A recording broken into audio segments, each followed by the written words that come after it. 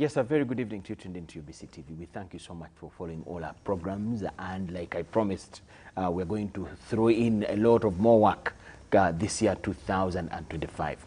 My name is Michael Jordan Lukomwa, coming in with our one-on-one with Jordan Lukomwa every Friday, and here we have only pertinent topics.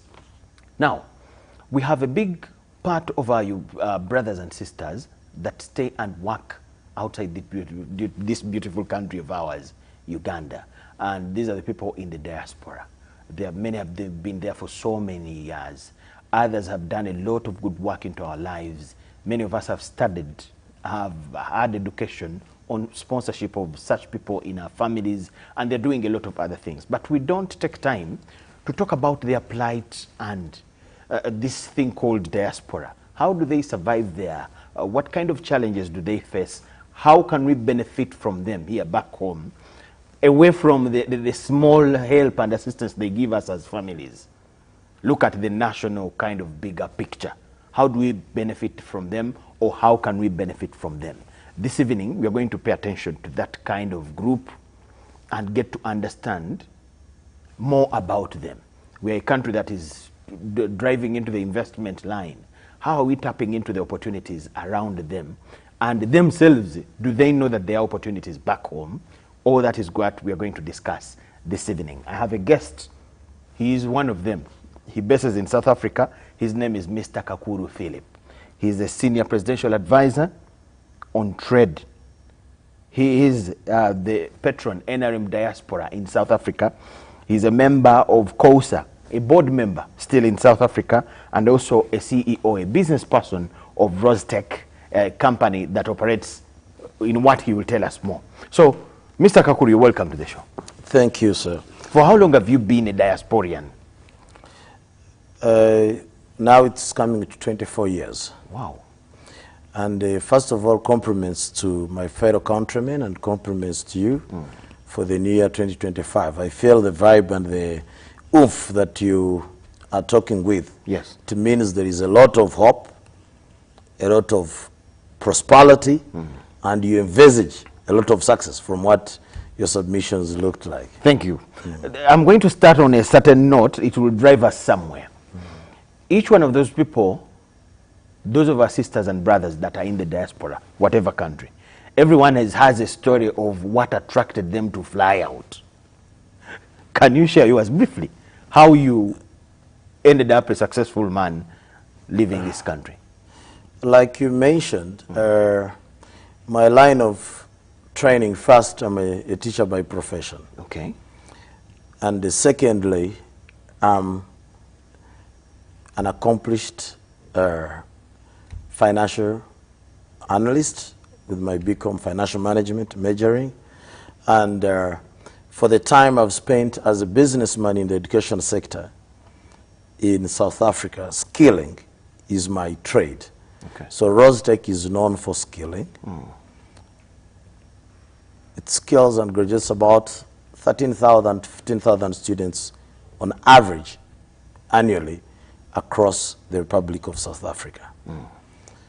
And above all, when I was given a new docket by His Excellency the President of the Republic of Uganda as a senior presidential advisor on trade, I feel that he looked at the background and profile of what I was doing as a businessman in the sector, and where skilling is taking the forefront of our national agenda in curbing the issues of unemployment. Okay. So when you ask me how I ended up there, I ended up there because of my profession as a teacher. Okay. And it was one place after the liberation that was looking at other African countries in tapping into their skill set. And that's how I found myself in there, to join other Ugandans in the diaspora, in the trade, who are majorly in the health sector. There are quite a number of Ugandans. More the professional doctors. Professional medical doctors, yes. We across the Southern Africa, in South Africa, in Malawi, in Botswana, in Namibia. So many Ugandans operating in there. Zimbabwe, Zambia, mention all that.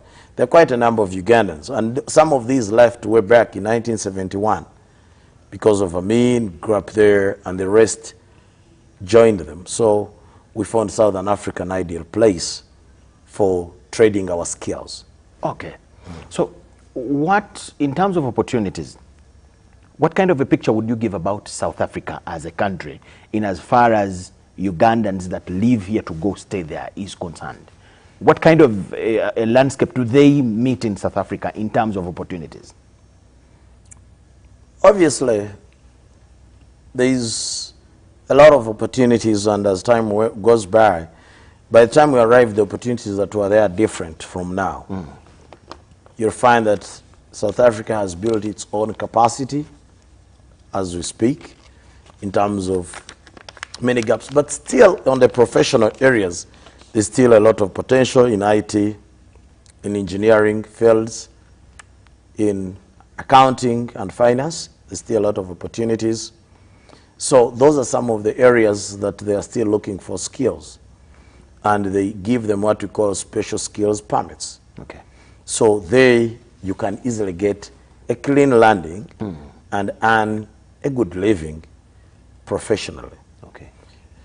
However, there's a lot of other things that you can do in Southern Africa.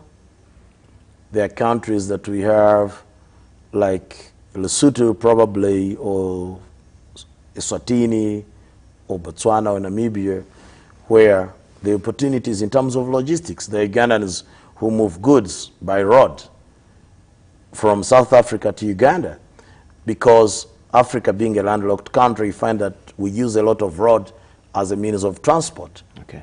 We don't have rail. So Ugandans are involved in logistics business. The Ugandans involved both in road transport, air transport, as well as Ugandans in tourism. The Ugandans who are running tourist kind of business, tourism business, lodges, hotels, like there's a gentleman, Kihorankuba, Professor Kihorankuba, I think you've hosted him. Yes. He's in hotels and lodges. There are other Ugandans who are involved in automotive and repair trade, like Yuachiseka mechanics, but who import parts from Japan, from China, and support the trade. Okay. There is quite a number of Ugandans involved in agriculture. In South Africa? In South Africa. Some of them in farming. Like operating big farms. Wineries. The very addition that you hear the president talking about, the Ugandans with that expertise in South Africa, in areas of Cape Town, were running farms, and they would be able to bring that kind of expertise, and you find that our local farmers can benefit. So there are a lot of opportunities away from you people who are there on professional basis. Even our other people that are in different sectors, we can say they are doing well in their different other sectors that have no professional connections. That's what I'm saying. The Ugandans within what you call the MDS, ministries, departments, and agencies, who are working for banks like Stanbic, who are working for banks like Absa, Sanlam, Old Mutual, government departments. You find Ugandans who are in private sector, like some of us, in education. The Ugandans who are trading their skills in healthcare. I think we have over 1,000 medical doctors of Ugandans in that sector. The Ugandans in academia, in universities, professors, vice chancellors, deans. There are Ugandans in agriculture, like I've mentioned, who are running farms. The Ugandans in automotive, who are selling vehicle spare parts, repairing vehicles. So there's a lot of opportunities for those who are trading their skills. How do countries like Uganda, I want now to take a bigger picture, away from just South Africa, but diaspora as a whole system. How do countries like Uganda take advantage of such people of their own in different countries away from home to develop themselves? Okay, Uganda as a government has embarked on attracting its diasporans to invest back into the economy. One, what are the advantages of Ugandans in the diaspora investing back home? Uganda has a lot of opportunities. Like if you find somebody is trading in tourism in South Africa. It is very easy to have a tourist who's in South Africa to come and view the mountain gorillas in Uganda, or have a safari in Uganda, because South Africa will be a leading tourist destination for European and American tourism. You find that the tourism constitutes, let's say, the fourth sector in terms of its GDP. Its GDP is huge. It's $420 billion. So Uganda, we are running about, we're going to $50 billion. So you find that we can leverage on that kind of collaboration. Ugandan diasporans are eager to invest in their country in terms of housing. We know there's a housing deficit in Uganda, which has been taken advantage of by our good African friends. I see the Eritreans, the Ethiopians, putting up a lot of infrastructure housing projects. So you find that diasporians can take advantage of such opportunities. We see that the government of Uganda has embarked on what we call domestic borrowing. Domestic borrowing by gearing towards selling of government treasury bills by Bank of Uganda and bonds. So how do we leverage that? You find that this is being traded by the foreign banks like Absa or Standard Bank, Stanbic. Now, you find that a Ugandan can be able to part like with $100,000 and invest in treasury bills. So if you have about 300,000 Ugandans investing in that, you're able to have what we call foreign direct investment of Ugandans developing their own countries. True. So when you look at expertise, all these Ugandans have a lot of expertise. The National Development Plan in Uganda is talking about ICT, digitalization. It's talking about industrialization. It's talking about commercial agriculture. It's talking about... So you find that indeed Ugandans in the diaspora are at a much advantage with exposure and expertise in terms of these issues. You find consultants that you will have, whether it's in Kenya or in America or South Africa, these are people that Ugandans can tap into. For example, what you call digital health. Have you ever imagined with all these Ugandans, you have good services, for example, medical? Most Ugandans die of what we call medical misdiagnosis. But you'll have a good professor, a Ugandan based somewhere in the UK, somewhere in the US, somewhere in South Africa.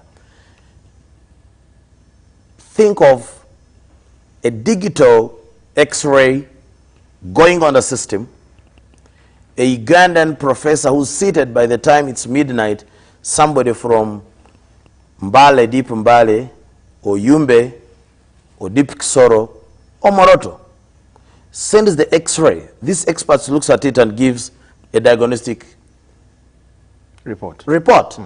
Do you realize that would save that Ugandan of money going to an expert for interpretation of the report? Definitely. Do you realize that person would get proper medical diagnosis and there would be little or less cases of medical misdiagnosis? So that is if our people got to respond to the call to come and invest home. Not necessarily. They can even do this. We are in the fourth industrial revolution. So we believe that technology should be able to ease all of this. I understand. That not necessarily one must be able to come and physically be present to be able to assist in that. I know there are Ugandans who have come to set up medical facilities back in the rural areas. For example, one of the issues that are hampering our tourism is the lack of access to medical care. For example, an European will realize that if I get stuck in the Namatuba district, how will I be able to access health care at the quickest point? I'm in deep solo. I have to be airlifted to a regional referral hospital. Now, that sometimes lack of improved health care affects. If you're talking of infrastructure, government infrastructure, diasporians are looking at signing PPEs, triple Ps, public-private partnership engagements. Are you saying there's a feeder road that needs to be tarmacked, government has put up a tender, there are people with available resources? Why do you think there is slowness when it comes to investing back home? Some have responded, but others are still a little slow to the government call to come and invest back home? I think there has been lack of a concerted government call towards diaspora as a constituency to reach out to them compared to other countries like Ethiopia or Kenya. Their diaspora has been able to be part of the influence. But I give credit to the Ugandan government, especially the Minister of Foreign Affairs, that has taken the initiative to call on diasporians to gather and discuss these issues. So our PS, Comrade Bajire, was able to hold a conference for the first time of diasporians at Munyonyo. It was in December last year, 18th to the 19th, to discuss some of these opportunities available. We had URA, we had the Investment Authority, we had housing finance. So everybody in the key sectors that are drivers of the economy was there to showcase and present the case and engage with the diasporians on how we can engage government. And I believe we are on the right track. More government effort, more engagement of Ugandans in the diaspora, they will be lured to invest back home. Sometimes you don't know the opportunities that are lying there, and majority are falling part of that. How about the opportunities, the other side, for those of us who are still back home? What kind of opportunities are there, and would you lure more people to think about diaspora? We can think of diaspora in terms of markets. You find that Ugandans are growing goods. I see the president pushing the agenda of parish development model, the 4-acre model, which is a very good initiative to take people out of poverty. And you ask yourself a question. After they've produced all this, we've consumed it at a regional level or at a country level. Ugandan, we are 45 million. We can consume what we produce. But do we have excess for export? The coffee that the president has been talking about, we take advantage in his end-of-year report address. He was talking about we must leverage on the coffee export, whereby Brazil has had a very bad weather season. So this is our time. This reminds us of the 1994 coffee boom. I don't know if you were here at the time. 1994, where every Ugandan in the coffee business, early primary school, in the coffee business was able to improve their lives. They bought vehicles, they bought everything. So the coffee boom is back, courtesy of the challenges, of environmental challenges that have happened in Brazil. So you find that we need to export this coffee, create good yields. Simsimu, there's a lot of opportunities that they're looking for. Ugandans who are skilled, you'll find that in the oil sector in the Arab countries, probably they need them. There is a need for healthcare givers. For example, in Europe and America, they don't have healthcare givers because they don't have villages like us. Their setup is that when you grow old, you go to a pension home, a retirement home who looks after you. So our nurses, if they're able to study and get good caregiver certificates, write examinations, they are needed in Europe and America. And that's the kind of trade most of the diasporans in those countries are doing.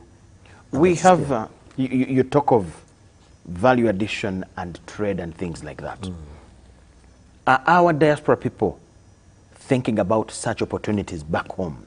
Somebody thinking about coming up to start a coffee plant, coming up to start a tobacco plant, a matoke processing thing, something like that. Do we have diasporians that have such mindset?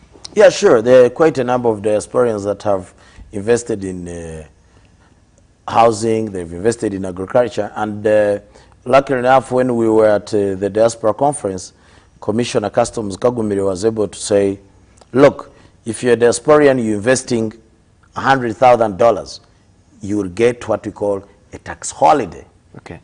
If you invest $200,000, there is a tax holiday. So you're no longer being looked at a local investor Ugandan, but you be given the privilege of what other investors are getting. And I believe this shall lure more diasporians to look into that. And those are great initiatives. In terms of farming, diasporians are engaging in some. There's a diasporian lady who was showing us, she's in goat farming. Somewhere, there's a diasporian who was showing us in housing projects, a gentleman from Australia, building a housing estate.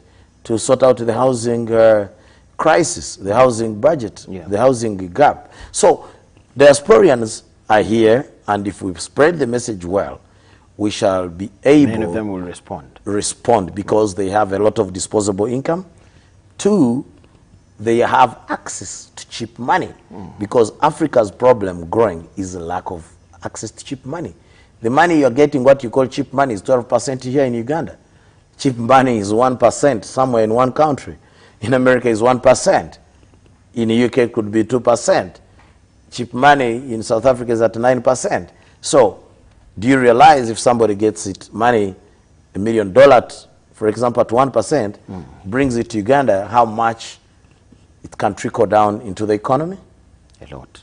So that's what we need to spread the message, to call on our fellow diasporians to come to Uganda and invest and improve their lives. And remember, every diasporian touches a shopkeeper to the home, the person in school, the healthcare giver, as well as the living standards. You realize that any parent who has somebody in the diaspora, they have a long lifespan of living than those who don't have children in the diaspora. Because there's a sponsor somewhere, somehow. Because they sponsor and they are able to look at the quality of life the parents are living. Yes. In terms of medical, when he goes to the doctor, the child says, send me the report, I want to make a comparison. And he gives it to another doctor for interpretation. What they had done medical misdiagnosis, or somewhere, somehow, he gets a second opinion. Then the parents end up living longer because they are supported by their children who are living in the diaspora. So the diasporians have had an impact on the lives of people. Not forgetting that we remit about $1.4 billion definitely into the fiscus. Thank you so much, That's not something Kakuru. we can take for granted. Let's take a short break.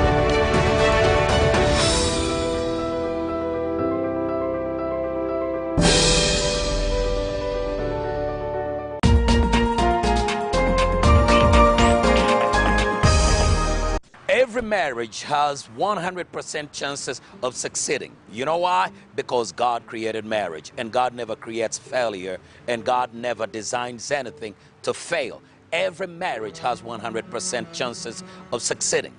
Is your marriage struggling and you're wondering whether it will ever succeed, whether you will ever make it, whether it's even worth holding on to? You got to tune into Unlocking Marital Bliss, because right here we provide the keys to unlock the bliss in your marriage, and you will be able to succeed. We've had testimonies, and lives are changing day by day. Marriage must be a discipline. It must not be handled like a casual thing. As women, when we have the outward expression, even our form of respect is tied to the outward things that you do.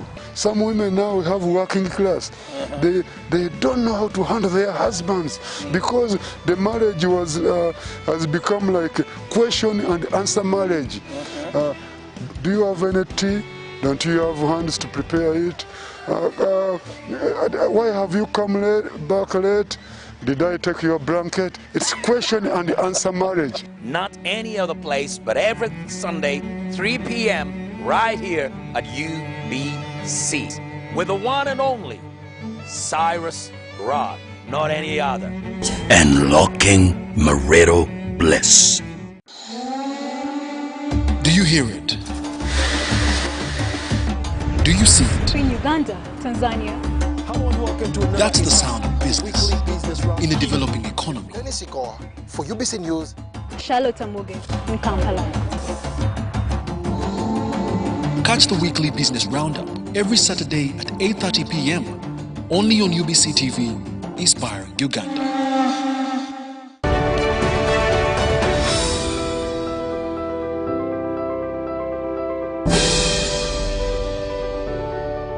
UBC One-on-One, thank you so much for watching and welcome back from the break. We are paying some attention to Ugandans in the diaspora. Those people of ours, at least every family has one or two, or let me say every village has a number of them who are not only there but doing a lot of good other things to us, for us as families and the communities in general. My guest is Mr. Kakuru Philip. He is the patron of NRM in the diaspora, and he's also a bigger person in other communities. He's also a business person, and he stays in South Africa. Welcome back from the break. Thank you, sir.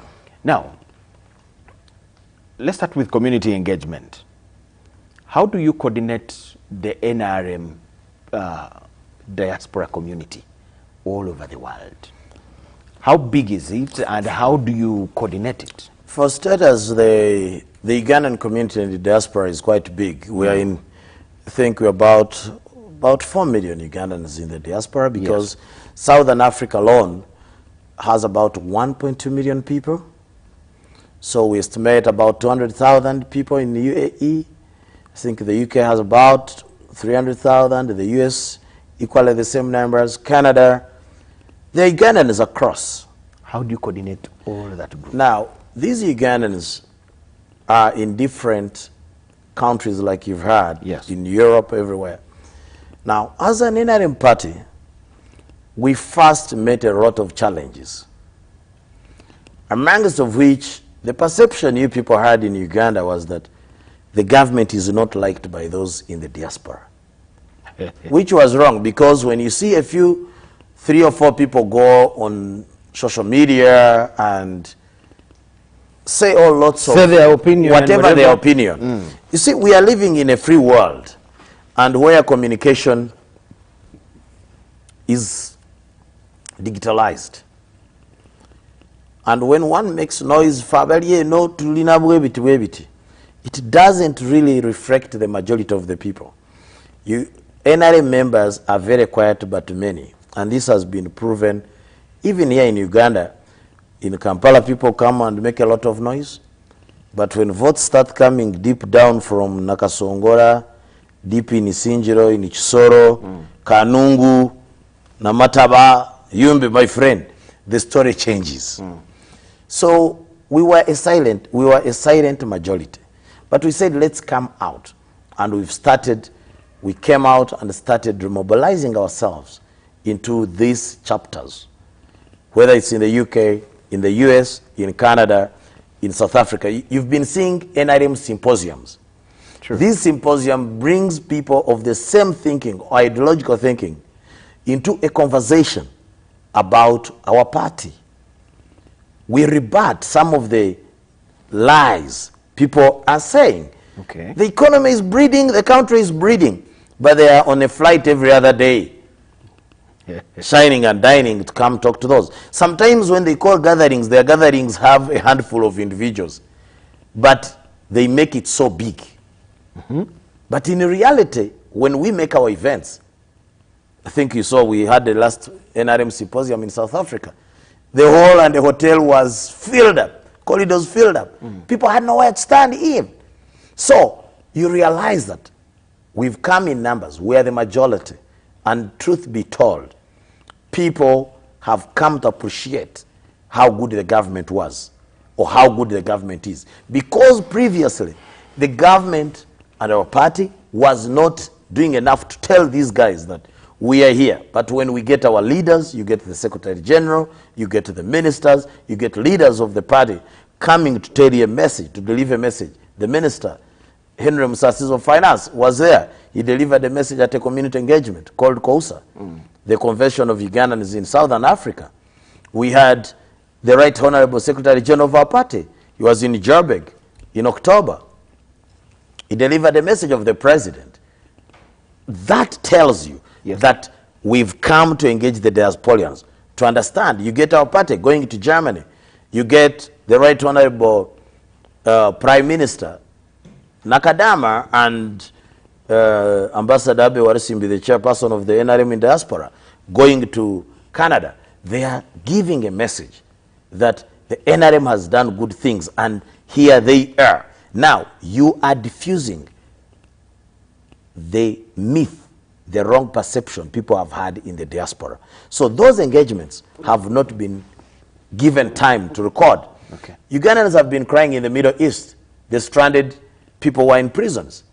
Recently, the Minister of State for Gender, Labor and Social Development, Honorable Nyakun, was able to get about more than 60 Ugandans I think no, more than 60, because they flew about 2 planes of Uganda Airlines 2 times, bringing Ugandans in distress who are in Saudi Arabia, in UAE, in Qatar, who are in prisons. The girls that had been taken and their passports confiscated.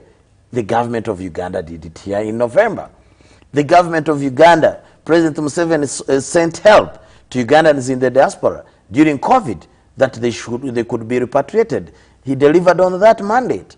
The government of Uganda, when Ugandans were stranded in Khartoum during the fracas of the 2 generals after the coup, what did the president of Uganda do? He made sure that Ugandans were airlifted from Khartoum and Addis Ababa and flown back home. So our government is engaging. And it can only be so when we engage these people. We have our comrades in South Sudan when there was an escalation of the conflict. Ugandans were given help, including business people. So our government has been engaging on the diaspora front. There's something I really want us to look at. You are now a senior person in diaspora-related issues. How can why are there problems with the opportunity of our sisters that work in the Arab world? What causes those problems, and how have we failed as the country or countries, home of these girls, to have an engagement with the countries where our girls work, to stop we see the mistreatment in the houses, we have buried a number of them, and things like that. How have we failed as countries that take these girls, the home of these girls, to get a solution with our counterpart governments in the other countries?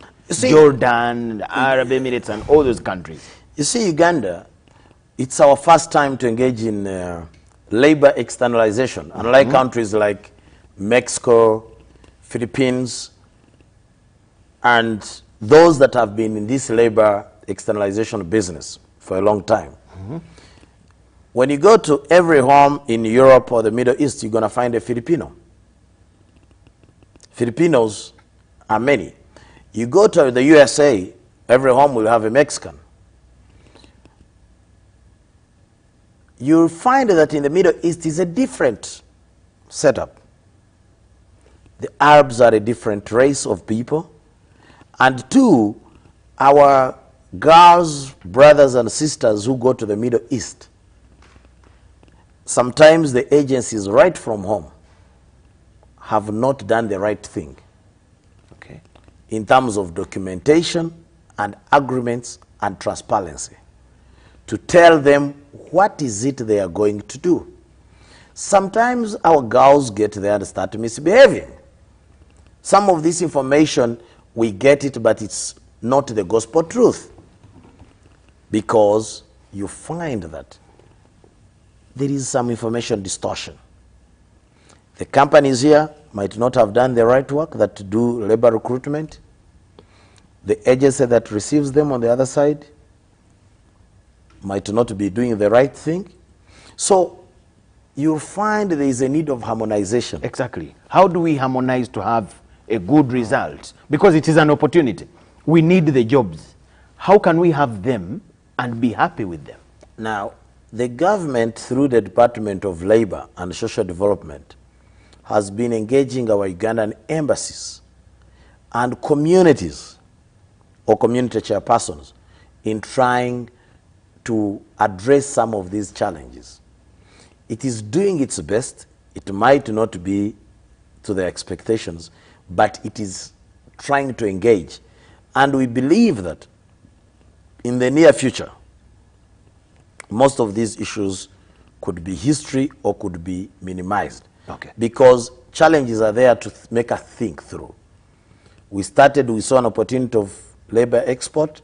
Somebody was earning 200,000 Uganda shillings as maybe a teacher or somebody earning some little money. He sees that when he goes to the Middle East, he'll double or triple the earnings. It's obvious we are human beings. Somebody takes such an advantage. So we need to support them. We need to put structures and mechanisms. And the government is engaging through the embassies to make sure we give the necessary support. UAE, for example, when they said Ugandans without documentation when they threatened That's what I them. wanted to ask you. There is that. It offered them free flights.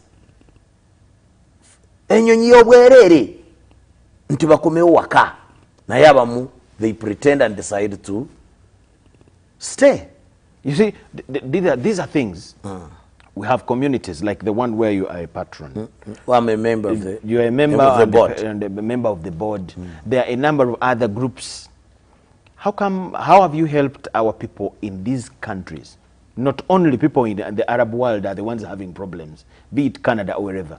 How have you helped our people to galvanize solutions for these challenges before they get into trouble? So because you said people are running away when they have a free flight, but this is a flight taking you away from work now, to come back to town, to Kampala and be here. Now, the Ugandan communities, we've been encouraging them to form associations.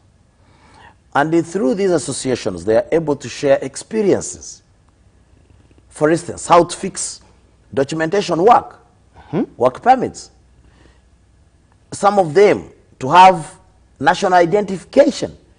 NILA has been coming to the diaspora to give Ugandans identification. Some of them don't have identifications. Some of them you find that they lose their passports. Some of them are not even registered or known to the leaders of the various communities or even to the embassy.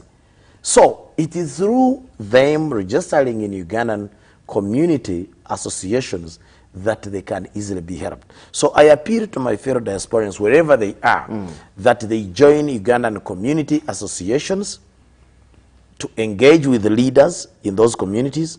They will be able to channel their grievances to the embassies, or even in time of any difficulty, they will be easily reached.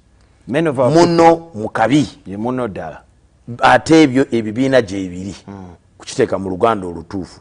So tubatuukirira nti bagende mu bibiina bwe bityo babeere nga babituukirira, ba leaders ba chairpersons ba communities ezo gyebiri, kebe Dubai, kebe Arab Emirates, rather kebe Saudi, Qatar, Turkey, South Africa, Europe, whenever you So Ugandans of Muno Mukabi, those associations are there.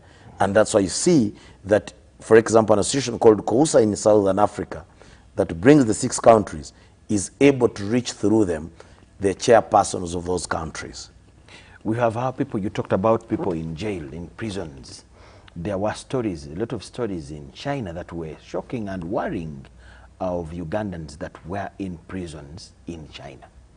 How have they been helped? Do these communities still come up to help our people in such situations?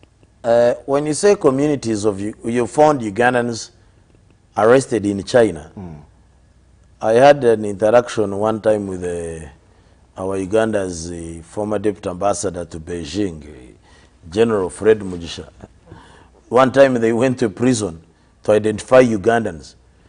When you speak to a Ugandan doesn't know Luganda, doesn't speak even Runyankole, doesn't speak Rusamia, doesn't speak Rusoga or Kejong or Arul, now, or even Rukonjo. He cannot mention 3 towns in Uganda. He cannot even know Entebbe. Entebbe, okay, he can know Entebbe. The man doesn't even know that there is a district called, or a place called Nebi. If he tells you he's from the north, or he's from the eastern, he cannot tell you Mbale. Or he says he's from the west, the man cannot tell you whether Kabar or Mbarara or Isinjiro exists, or Fort Portal. Honestly, is this a Ugandan?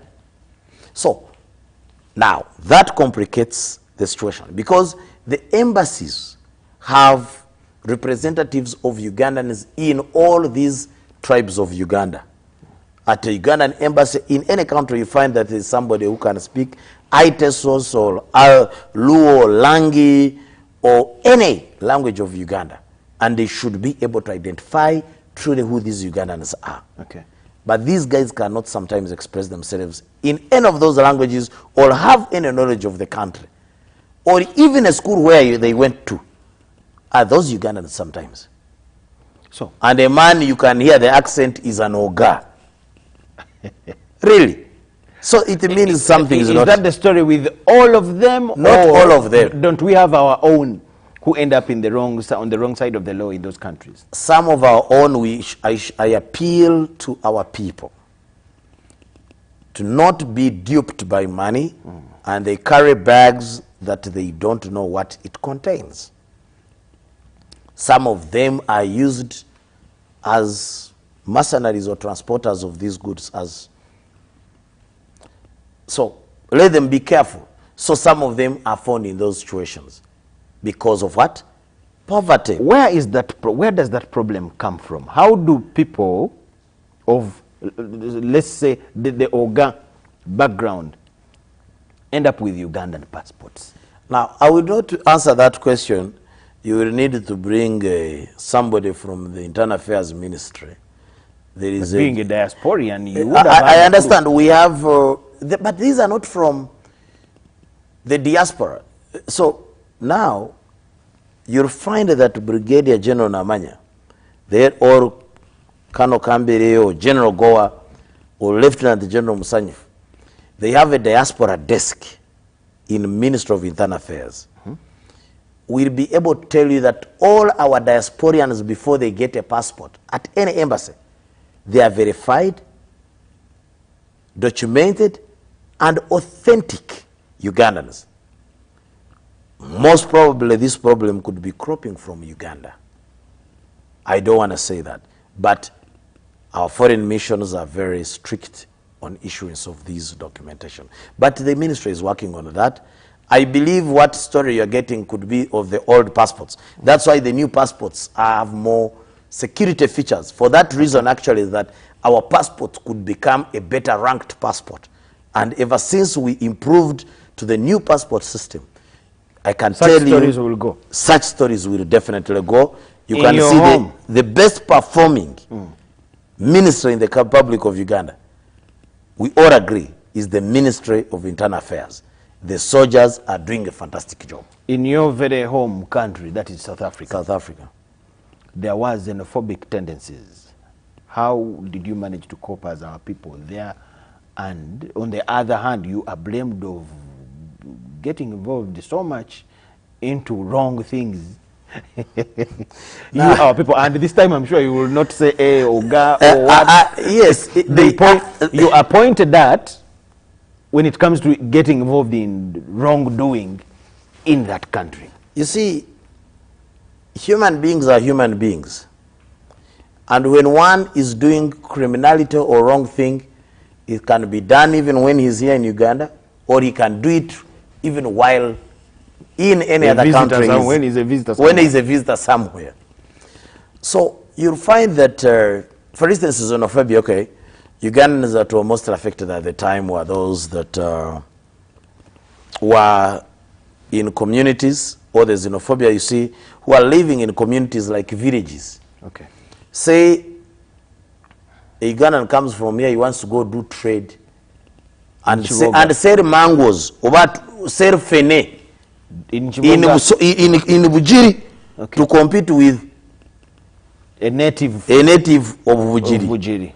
Kat muna anatreating at yoyo muntu, and this is where he gets his living. Obo ayagala kugenda kutunda kibiriti, ate no munasa tunde kibiriti. So we should indulge in businesses that do not conflict with the local communities. And last year, President Cyril Ramaphosa made sure that every local business or an informal sector is registered within the townships. Okay. What you'd call villages. And he must be a local person, preferably. Because you're encroaching on what we call informal sector, small medium enterprises. It's like now you get a Muyindi coming to sell mandazi or chapati and compete with Isabiri. There will be a problem with Isabiri in Bujiri. Don't you think we have such stories in Uganda? Ugandans were very accommodative. Uganda is a very beautiful place that we are host to about 2 million refugees. We host Congolese, we host Sudanese, we host Somalis. So Uganda, we are. So for us here, we may not complain, but other people in other countries. In other countries, they have a problem of that. They will not take it lightly. If you've realized, you might call it xenophobia. In America, Donald Trump will call it anti-immigration. In Italy, they're going to call it the right wing. In Germany, it is going to be the right wingers. So that's the rise of extreme right-wing politics and anti-immigration issues. So people are not that easily adoptive or receptive to immigrants. Okay. But some immigrants could be participating in wrong things that scratch the community on the wrong side, and you get such kind of disagreements and such kind of disruptions and conflict. Thank you and so much, conflict Mr. upon human beings. So we have issues of, I want us to wind up with this one. There are so many issues of people who advertise, especially on social media.